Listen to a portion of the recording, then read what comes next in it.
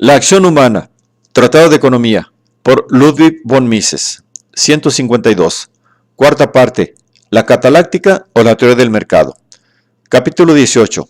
La acción y el transcurso del tiempo. 5. La convertibilidad de los bienes de capital. Los bienes de capital son etapas intermedias en el camino hacia un cierto objetivo. Si durante el periodo de producción varía el fin perseguido, tales productos intermedios posiblemente resulten inservibles para la consecución del nuevo fin.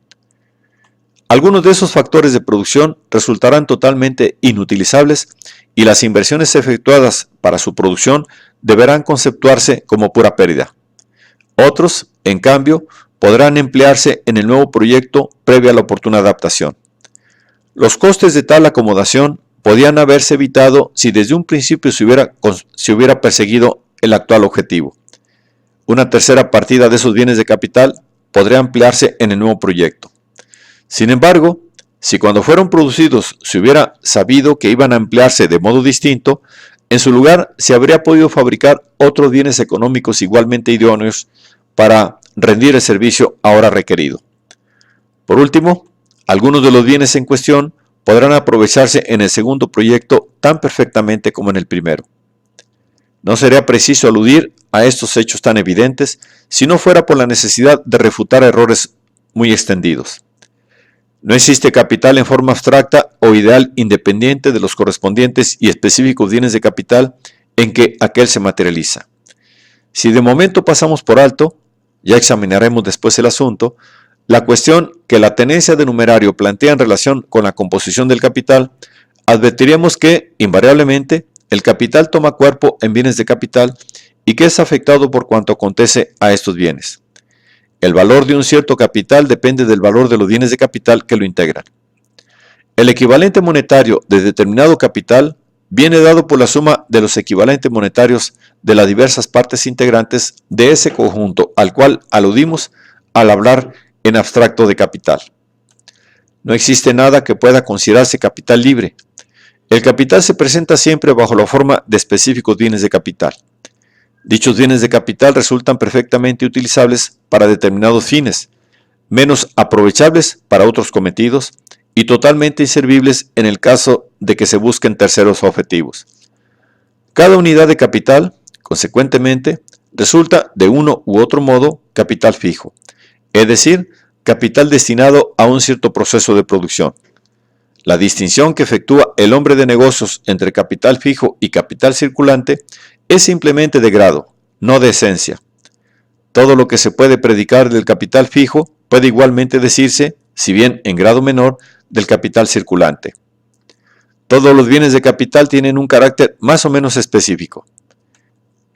Desde luego, es altamente improbable que muchos de ellos se hagan por un cambio de necesidades o proyectos radicalmente inútiles. A medida que cada proceso de producción se va aproximando a su objetivo final, más estrechamente unidos y relacionados resultan los productos intermedios y la mercancía deseada. El lingote de hierro es de condición menos específica que los tubos de ese mismo metal, los cuales a su vez lo son menos que las piezas de maquinaria hechas con él.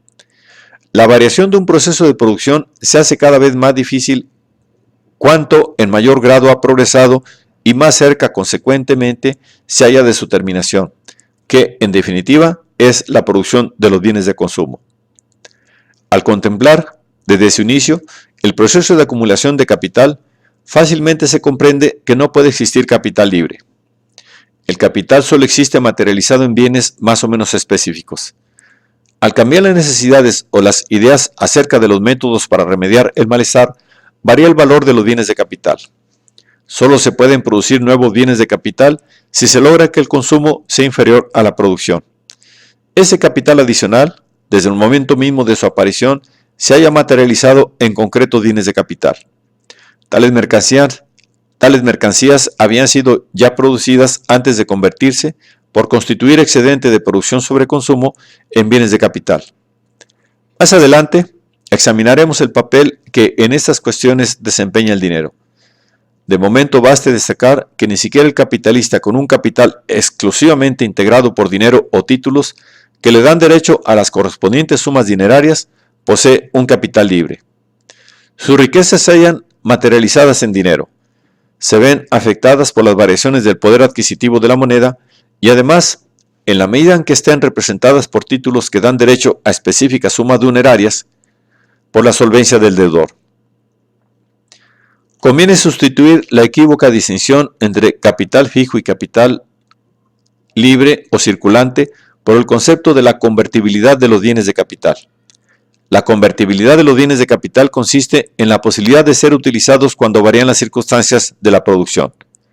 La convertibilidad puede ser mayor o menor. Nunca es perfecta, pues ningún bien goza de adaptabilidad a todo posible cambio. Hay factores absolutamente específicos que carecen por entero de convertibilidad.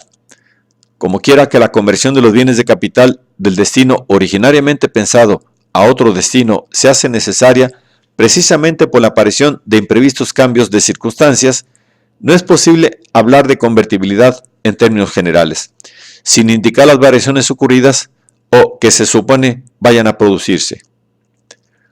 Un cambio de situación radical podría dar lugar a que bienes de capital anteriormente considerados fácilmente convertibles resulten inconvertibles o convertibles solo con grandes dificultades.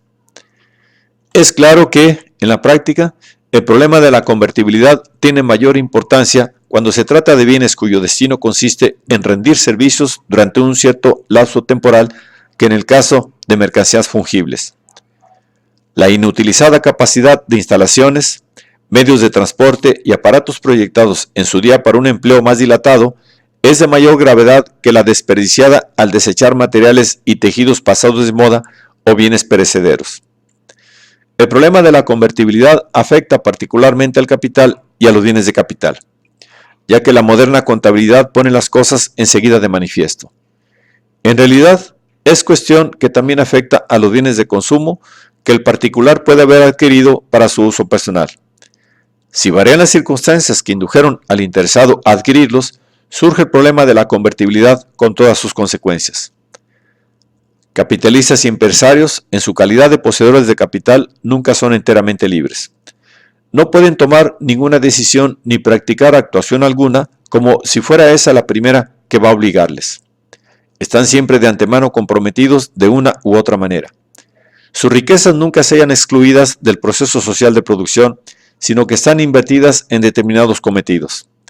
Si poseen un numerario, habrán efectuado, según sea la disposición del mercado, una buena o mala inversión, pero siempre se tratará de una inversión. O bien han dejado pasar el momento oportuno para comprar los factores de producción que antes o después habrán de adquirir, o no ha llegado todavía la ocasión de adquirirlos. En el primer caso, al retener el numerario, hicieron una mala operación. Fallaron una oportunidad. En el segundo, por el contrario, procedieron acertadamente. Capitalistas y empresarios, al comprar factores de producción específicos y determinados, los valoran exclusivamente en atención a la futura situación del mercado, por ellos anticipada. Pagan precios de acuerdo con las futuras circunstancias, según ellos personalmente hoy los valoran. Los errores otrora cometidos en la producción de los bienes de capital actualmente disponibles no recaen sobre los posibles compradores. Perjudican exclusivamente al vendedor. El empresario, al comprar bienes de capital destinados a futuras producciones, se desentiende del pasado. Su actividad empresarial no es afectada por pretéritas variaciones ocurridas en la valoración y los precios de los factores que él ahora adquiere.